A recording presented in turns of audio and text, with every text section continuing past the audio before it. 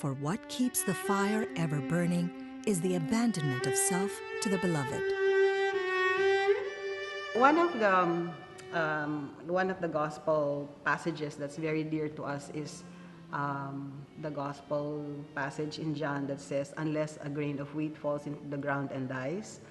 And paradoxically, it is in the moment of dying and diminishing, it's in the moment of surrender that I find, the deepest meaning of my vocation.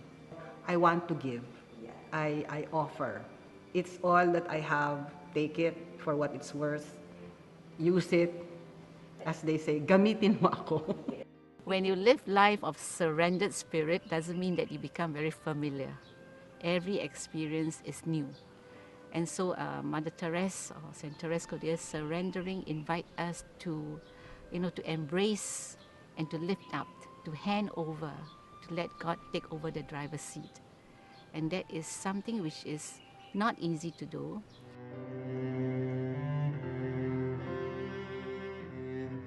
Self-surrender is giving oneself to the mission, and it's the entire self that is being given. Yeah, so that's a challenge, and that's a call for me. So how am I giving myself to the mission at the here and now? So it's not in tomorrow, but here and now, where I am. It's not just a surrendering because you have no other option. It's a surrendering because you know you can trust this God who has called you and is continuing to call you. Even if I do not know where He is leading me, because I have known Him from my past, from my experience of this God, that this God is trustworthy and continues to mold me in His love and faithfulness, I know I can trust this God. I can surrender to this God because it is God. If we are to be daughters of Mother Teresa, as we call her, Therese Cordelier, then our life will really be all about the same surrender.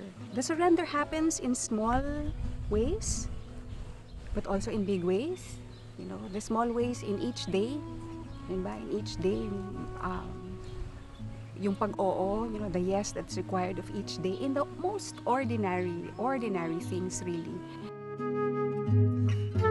There's a constant need to die to oneself in order to say yes to God.